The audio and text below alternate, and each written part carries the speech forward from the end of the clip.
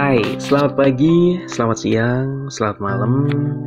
Kita ketemu lagi ya di sini dan saya selalu berharap mudah-mudahan kalian yang lagi nyimak video ini adalah orang-orang yang kuat, orang-orang yang tangguh gitu ya, dan gak gampang nyerah. Karena diakui atau tidak, hidup ini penuh sekali dengan hal-hal yang menyenangkan tapi juga menyakitkan.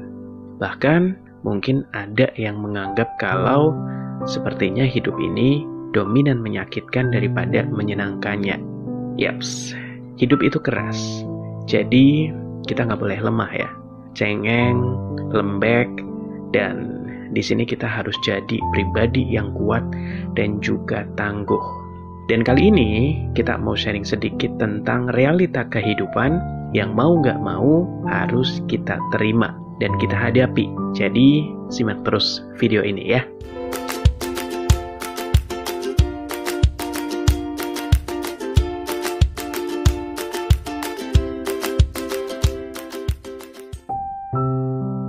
Ya, kehidupan selalu menawarkan dua sisi yang berlawanan.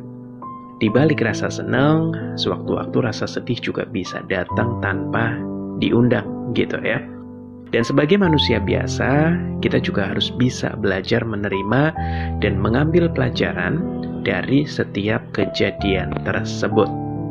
Nah, di sini kita tidak bisa menolak hal-hal buruk untuk menghampiri kita. Yang kita bisa hanya menurunkan ekspektasi dan tetap melanjutkan hidup sebaik-baiknya. Nah, berikut adalah beberapa realita kehidupan yang mau nggak mau harus kita terima. Yang pertama, hidup terkesan tidak adil. Ingat ya, ini yang perlu digarisbawahi adalah terkesan. Ketika menuntut hidup selalu berbuat adil pada diri kita, ini sepertinya sama halnya ketika kita berharap selalu ada pelangi pada setiap hujan yang turun. Kadang-kadang kan ada tuh ungkapan kalau, wah ada hujan nih, berarti habis ini ada pelangi gitu kan. Eits, gak segampang itu ya. Gak setiap ada hujan, habis itu terus muncul pelangi. Dan kita sebagai manusia tidak bisa memilih takdir kehidupan sesuka hati. Ada kalanya kita diberikan rezeki yang berlimpah, tapi ada kalanya juga rezeki tersebut tiba-tiba hilang gitu ya. Sebelum kita memilih untuk membandingkan nasib manusia satu dan lainnya, ada baiknya kita belajar untuk menerima bahwa hidup memang selalu punya sisi ketidakadilan. Dan alih-alih kita mempertanyakan kepada Tuhan, kita bisa memulai mengintrospeksi diri kita terlebih dahulu sambil kira-kira flashback gitu ya. Apa sih yang sudah kita lakukan dan sejauh apa sih usaha yang telah kita lakukan. Kemudian yang kedua adalah setiap orang akan datang dan pergi dalam hidup kita.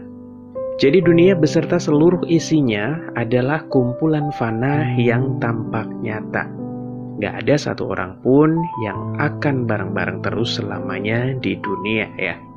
Setiap kedatangan sesungguhnya juga dihadirkan satu paket dengan kepergian.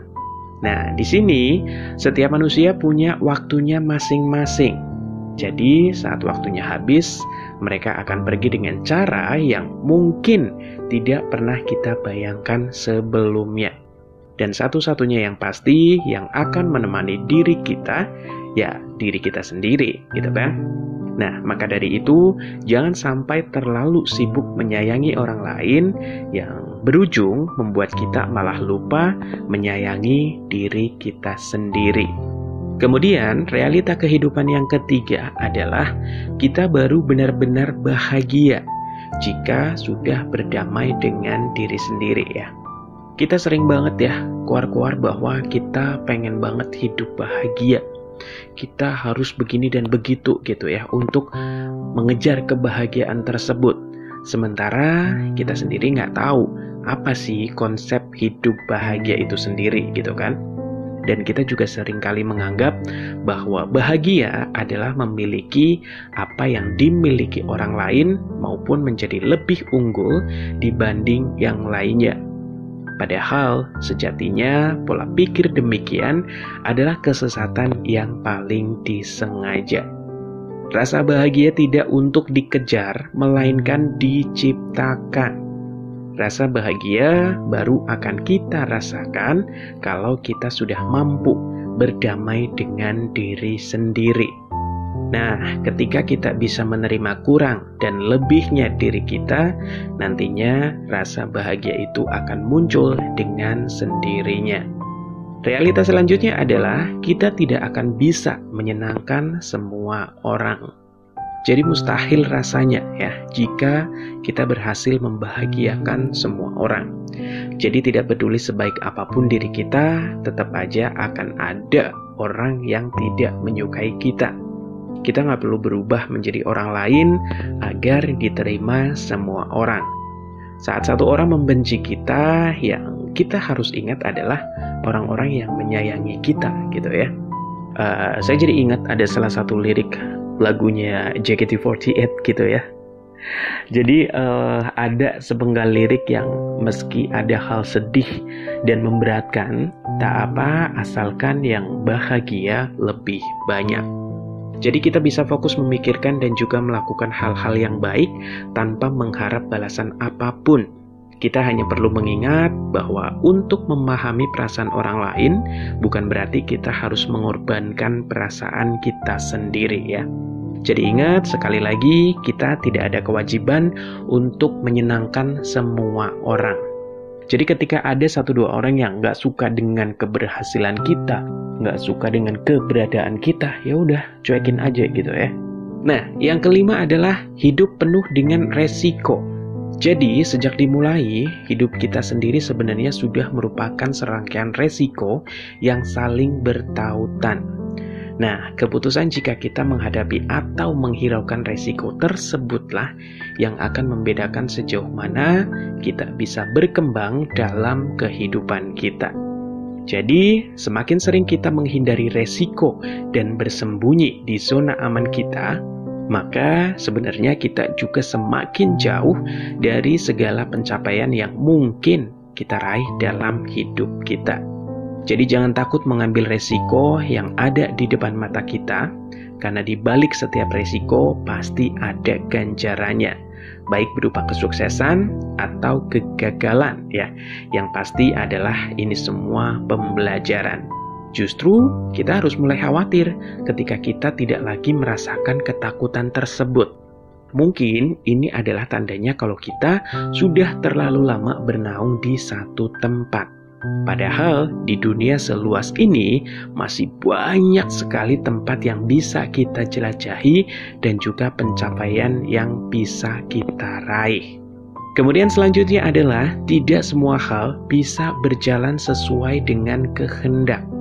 Kita tidak akan bisa mengontrol semua hal sesuai dengan keinginan kita setiap saat. Sebagai manusia biasa, sesekali kita pasti akan menemui kegagalan walaupun kita telah berusaha sekuat tenaga ya. Tapi ya, itulah kehidupan. Kita semua hanyalah sebutir pasir di hamparan gurun. Ada kekuatan yang jauh lebih besar dari kita semua. Menerima kenyataan tersebut adalah kunci pertama dalam meraih kebahagiaan. Satu-satunya hal yang sepenuhnya berada dalam kendali kita adalah bagaimana kita bisa menghadapi hal-hal yang berada di luar kuasa kita tersebut. Kita hanya perlu berusaha sebaik mungkin dan meyakini bahwa semua akan jadi baik pada waktunya. Bisa jadi kegagalan yang kita alami hari ini adalah belokan yang harus kita ambil ya untuk mencapai kesuksesan yang lebih besar di esok hari. Nah, makanya jangan terjebak dalam ketidakberdayaan yang sebenarnya juga dialami oleh semua manusia. Jadi, buat kamu yang sekarang ini mungkin lagi terpuruk, mungkin lagi frustasi, mungkin lagi kecewa kenapa hidup begini amat gitu ya. Kenapa hidup seolah-olah tidak pernah berpihak kepada kita? Ya udah, disabarin aja ya. Oke, berikutnya adalah setiap pelajaran pasti memiliki harga yang harus dibayar. tidak ada yang benar-benar diberikan secara percuma di dunia ini. Segala yang disebut gratis, ini sebenarnya selalu ada usaha yang menyertainya. Jadi untuk memperoleh segala sesuatu, kita harus membayar sejumlah harga yang telah ditentukan. Sama halnya pelajaran hidup, untuk memperolehnya tidak jarang kita harus membayarnya dengan air mata dan juga luka-luka. Jadi ingat ya, kata-kata bahwa setiap pelajaran ada harga yang harus dibayar, nggak melulu berurusan dengan materi, tapi yang dimaksud mungkin adalah kita bayar dengan kerja keras, kita bayar dengan air mata, kita bayar dengan luka segala macam ya. Nah, selanjutnya adalah ujian terberat akan membawa kita ke pencapaian yang lebih tinggi. Jadi nggak ada yang mudah dari kehidupan. Kehidupan juga tidak akan menjadi mudah seiring berjalannya waktu. Jadi, mulai sekarang jangan berharap untuk selalu mendapatkan kemudahan dalam hidup, karena dengan berharap demikian, kita malah justru akan lebih sering merasakan kekecewaan. Kita juga nggak boleh menyerah ya, karena begitu banyak kesulitan yang menimpa kita, tapi justru anggaplah kesulitan tersebut sebagai indikasi bahwa ada kebahagiaan yang semakin besar yang menanti kita di depan mata gitu ya. Selanjutnya adalah kesedihan adalah bagian tak terpisahkan dari hidup. Kebahagiaan yang sesungguhnya bukan berarti kita tidak akan merasakan kesedihan, tapi justru menerima bahwa keduanya adalah dua sisi koin yang akan silih berganti mengisi kehidupan kita. Jadi walaupun saat ini kita sedang dirudung kesedihan yang tampaknya kok lama bener gitu ya. Kayak kalau almarhum Glenn Fredly bilang adalah sedih yang tak berujung gitu kan. Yakin deh bahwa suatu saat di suatu tempat akan selalu ada kebahagiaan yang muncul kalau kita terus berusaha. Kesedihan hanya akan menjadi hambatan yang terus membuat kita terus terjebak atau pelajaran yang akan membuat kita maju. Nah, untungnya semua itu ada di tangan kita. Jadi, mulai saat ini, buatlah keputusan untuk terus mengejar kebahagiaan walau sepertinya tampaknya agak-agak mustahil. Nah, yang terakhir adalah yang ada di pikiran kita bisa menjadi sahabat atau justru bisa menjadi musuh dalam hidup kita. Pikiran manusia adalah hal yang sangat menakjubkan. Ada pepatah yang menyebutkan bahwa selama kita dapat memimpikannya dalam pikiran kita, kita pasti mampu mewujudkannya. Dan sejauh ini pepatah tersebut terbukti benar adanya. Bayangkan ya, kalau Wright bersaudara tidak memimpikan bagaimana manusia dapat terbang, mereka mungkin tidak akan menciptakan pesawat. Sebaliknya, jika dalam pikiran kita penuh dengan kekhawatiran dan juga ketakutan tentang hal-hal yang bahkan belum terjadi, kita tidak akan dapat melakukan apa-apa. Nah, itu tadi adalah beberapa realita kehidupan yang mau nggak mau harus kita terima dan kita hadapi. Sekiranya nih, kamu yang saat ini lagi dihadapkan dengan hal-hal yang menyenangkan, disyukurin aja ya, alhamdulillah. Dan sekiranya kalau misalnya kamu lagi dihadapkan dengan hal-hal yang memberatkan, tetap dihadapi, jangan pernah lari dari masalah, harus berlapang dada, ikhlaskan semuanya, dan serahkan semuanya sama yang di atas. Yang penting, kita sudah berusaha sebaik mungkin.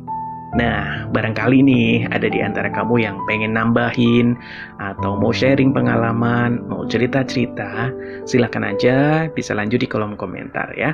Atau kalau misalnya kamu pengen cerita secara pribadi, private gitu ya, pengen ngobrol langsung, siapapun kamu, apapun yang sedang menimpa kamu, kalau butuh teman cerita, butuh teman curhat, boleh kok ya. Dan sampai di sini dulu ya sharing kita kali ini. Mudah-mudahan ada manfaatnya. Dan sampai ketemu di sharing-sharing selanjutnya. Bye-bye.